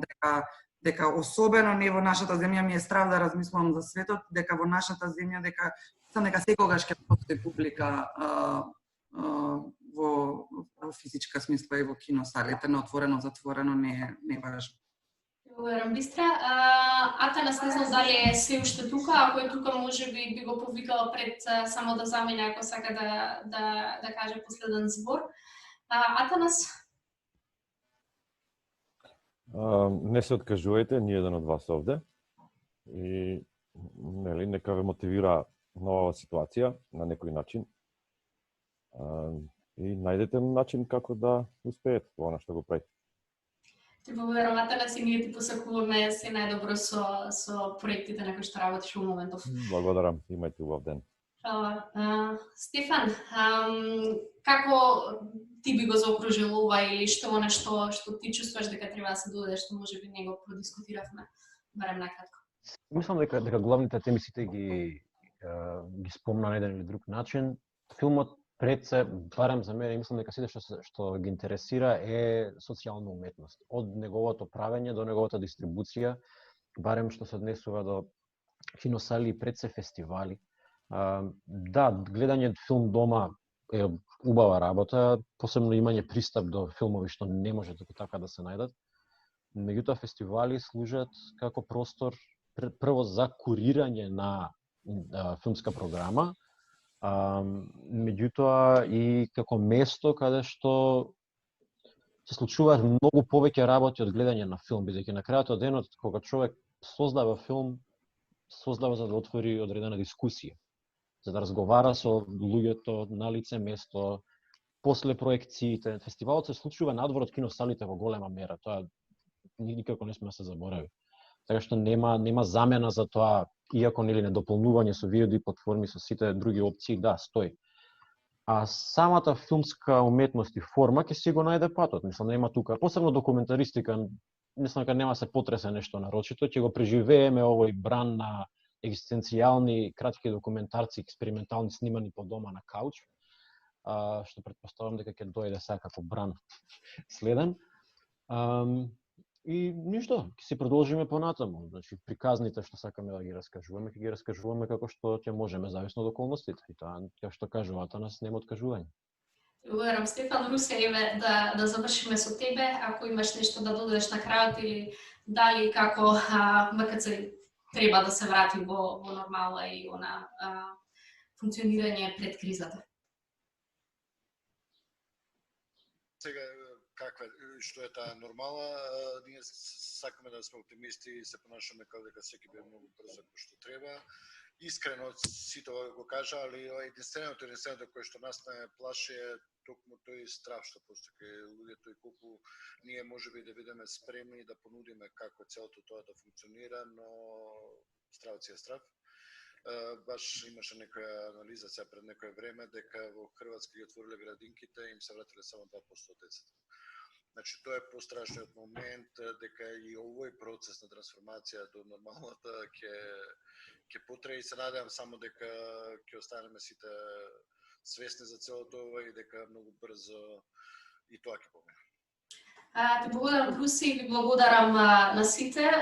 Прето да завршиме на оваа нота, се извинувам што ве задржавме малку повеќе, но се надевам дека дискусијата беше интересна и за оние што присуствува, но и за оние кои што ќе имаат можност да ја слушнат потоа, бидејќи дискусијата снимена и ќе оди на интернет, и се надевам дека можеби на некого ќе му послужи, бидејќи прашањата се тие, сите се соочуваме со голем број на дилеми, предизвици и проблеми, и ќе се соочуваме веројатно во текот на оваа година, и се надам дека ова е само почеток на овој диалог кој што можеби пролетните фестивали или на есен ќе го продолжиме во некоја друга форма. Неискрено се надевам исто така и дека ќе се вратиме наскоро во киносалите, се гледаме и во Милениум, и во Кино Фросина, се гледаме и во кинотеката, се гледаме и на Синесквер, и се надам дека ќе успееме да го продолжиме контактот со публиката. Благодарам на сите и се најдобро. Пријатно.